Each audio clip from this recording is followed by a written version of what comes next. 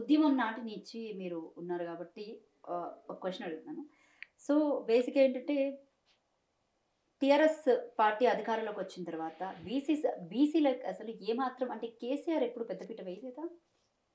అంటే వేసే కాడికి వేసిరండి, ఆయన అవకాశాలు ఇచ్చే కాడికి ఇచ్చాడు. ఉమ్.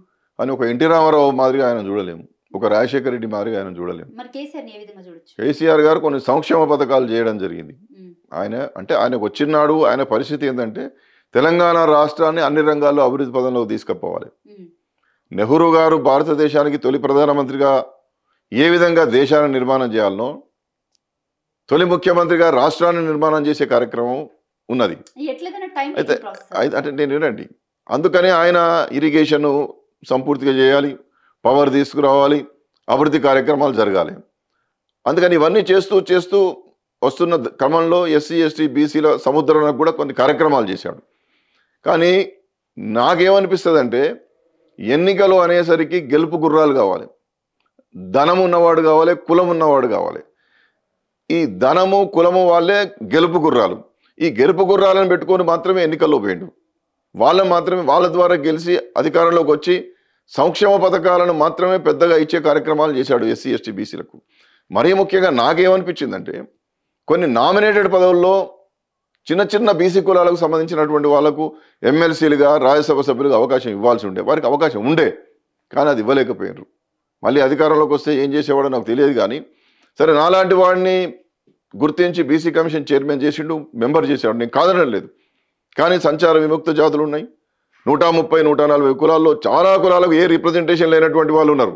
వాళ్ళను గుర్తించే ప్రయత్నం చేయలేదు. అదే ఎన్టీ రామారావు గారు ఎవడు విద్యావంతుంటే వాడిని తీసుకొచ్చి ఎమ్మెల్యేగా నిలబెట్టాడు. ఆ కులం చూడలేదు, ఏం చూడలేదు. బీసీలను తీసుకొచ్చి ఎమ్మెల్యేలను చేశాడు, ఎమ్మెల్సీలను చేశాడు, రాజ్యసభ సభ్యులను చేశాడు, లోకసభ సభ్యులను చేశాడు. అలాంటి ఒక సామాజిక చైతన్యపూరితమైనటువంటి అలాంటి ఒక బహుజన రాజ్య స్థాపన దిశగా కేసీఆర్ గారు ప్రయత్నం చేయలే. అది చేస్తే ఇవాళ ఈ పరిస్థితి వచ్చేది కాదు. అందుకని ఆయన కూడా ఇవాళ సింహావలోకనం చేసుకోవాలి. బీఆర్ఎస్ పార్టీ కూడా నేను చేసే సూచన ఏంటంటే, మీరు బహుజన వర్గాలను వదిలేసారు కాబట్టి ఇవాళ ఓడిపోయినారు. బహుజన వర్గాలను ఉద్ధరిస్తామని చెప్పి ఇవాళ ఆయన అధికారంలోకి వచ్చాడు. ఎందుకంటే కామారెడ్డి బీసీ డిక్లరేషన్ చేశాడు, ఎస్సీ డిక్లరేషన్ చేశాడు, ఎస్టీ డిక్లరేషన్ చేశాడు, పేద ప్రజలను ఉద్ధరిస్తామనేటువంటి అనేక హామీలు ఇచ్చాడు. అందువల్ల ఇవాళ ఆయన అధికారంలోకి వచ్చాడు. ఇవాళ ఈయన ఏం చేయలేకపోతున్నాడు, ఈయన వైఫల్యం ఎదుగుతున్నాడు. కాబట్టి నేను అధికారంలోకి వస్తా అంటే అది తప్ప. మళ్ళా ఇవాటి కూడా మీరు పార్టీలో సమూలమైన మార్పులు తీసుకురావాలి. ఎస్సీ ఎస్టీ బీసీలలో ఉన్నటువంటి ఇప్పటివరకు అవకాశం రానటువంటి వారికి పార్టీలో ఉన్నతమైన అవకాశాలు ఇవ్వాలి. రేపు పొద్దున ఏమైనా నామినేటెడ్ పదవులు ఎమ్మెల్సీలు కానీ రాజ్యసభ కానీ మీకు ఏమైనా వచ్చేది ఉంటే ఎస్సీలకు కానీ బీసీలకు కానీ ఇవ్వాలి. మీరు అవకాశాలు లేనటువంటి వాళ్ళకి మీరు ఇవ్వాలి. అట్లా ఇవాళ కేసీఆర్ గారు తన పార్టీ తన యొక్క నిబద్ధతను చాటుకోవాల్సినటువంటి అవసరం ఉన్నది. నాకు మాత్రం రేవంత్ రెడ్డి మీద ఎలాంటి నమ్మకం లేదు. ఉన్నతమైనటువంటి అవకాశాలు ఇచ్చే అవకాశం ఉన్నా ఉద్యమకారులను బాగా పార్టీ కోసం పనిచేసినటువంటి వాళ్ళకి ఎలాంటిది ఇంతవరకు దిక్కులేదు. ఒక అద్దంకి దయాకర్ లాంటి నిబద్ధత కలిగిన నాయకుడికి ఈ రోజు వరకు ఏ పదవి లేదు.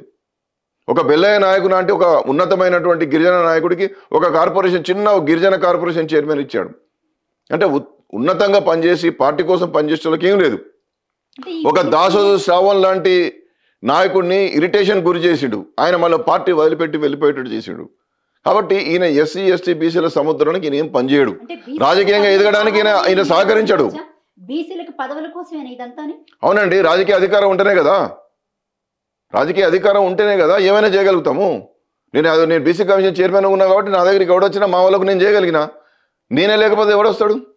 చిన్న చిన్న కులాలు ఎవరు వచ్చినా కానీ కుర్చీలో కూర్చోబెట్టినా, నాతో పాటు పక్క కూర్చోబెట్టుకున్నా, నేను భోజనం చేసేటప్పుడు వాళ్ళందరినీ కూడా కూర్చోబెట్టుకుని వాళ్ళతో కలిసి భోజనం చేసిన. అంటే నేను గొప్ప అనే విషయం మాట్లాడతలేను. వాళ్ళ బిడ్డని ఇక్కడ కూర్చున్నా కాబట్టి మావాడు ఉన్నాడని చెప్పి నా దగ్గరికి వస్తే ఆ విధంగా గౌరవించిన. ఈ చిన్న చిన్న కులాల నుండి, బీసీ కులాల నుండి, ప్రతి కులం నుండి ఒక ఎమ్మెల్యేనో ఒక ఎమ్మెల్సీ ఒక రాజ్యసభ ఉంటే అనేకమైన సమస్యలు పరిష్కారం చేయడానికి ప్రతినిధిగా వాళ్ళు నిలబడతారు కదా. నువ్వు అవకాశం ఇవ్వకపోతే ఎట్లా? రేవంత్ రెడ్డి మీద నమ్మకం లేదు అన్నారు, మరి కేసీఆర్ మీద నమ్మకం ఉందా? నేను కేసీఆర్ ఇప్పుడున్న అధికారంలో ఈయన ఉన్నాడు కాబట్టి నేను అంటున్నాను, ఆయనను పద్ధతి మార్చుకోమని ఆయనకు చెప్తున్నాను. ఆయన ఓటమి గల కారణాలను చూసుకోవాలి కదా. వారు ఇప్పుడు విశ్రాంతి తీసుకుంటున్నారు. కేటీఆర్ గారు, కవిత గారు, హరీష్ రావు గారు చాలా క్రియాశీలంగా ఉన్నారు. ఇవాళ నేను ఏమంటున్నానంటే, ఆనాడు తెలుగుదేశం పార్టీ బీసీల పార్టీ అని ఎట్లా చెప్పుకున్నదో ఇవాళ మీరు బీఆర్ఎస్ పార్టీ బీసీల పార్టీ అని చెప్పుకోగలుగుతారా? చెప్పుకోవాలి. చెప్పుకుంటే మీరు చెప్పుకోవడం కాదు, ప్రజలు చెప్పుకోవాలి, వాళ్ళు చెప్పుకుంటే కాదండి. అందుకని నేనేమంటున్నా, గత చేదు అనుభవాలను నెమరు వేసుకొని సంస్కరించుకోవాలి. ఇవాళ ఒక గొప్ప అవకాశం వచ్చింది. బీజేపీ పార్టీ ఆ దిశగా నిర్ణయాలు తీసుకుంటుందని నేను అనుకోవడం లేదు. రేవంత్ రెడ్డి తీసుకోవడం అనేటువంటిది స్పష్టమైపోయింది. ఇవాళ ఇంతో అంతో సంక్షేమ కార్యక్రమాలు పెట్టి కొంతవరకు రాజకీయ అవకాశాలు కల్పించినటువంటి గుర్తింపు కేసీఆర్ గారికి ఉన్నది. కానీ ఆనాడు ఉన్నటువంటి ఆయన బాధ్యతలు వేరు. ఈ రాష్ట్రాన్ని పునర్నిర్మాణం చేసి అభివృద్ధి పదంలోకి తీసుకువెళ్ళేటటువంటి ఒక బృహత్తరమైనటువంటి బాధ్యతను ఆయన మీద పెట్టుకున్నాడు కాబట్టి ఎక్కువ చేయలేకపోయాడు కావచ్చు.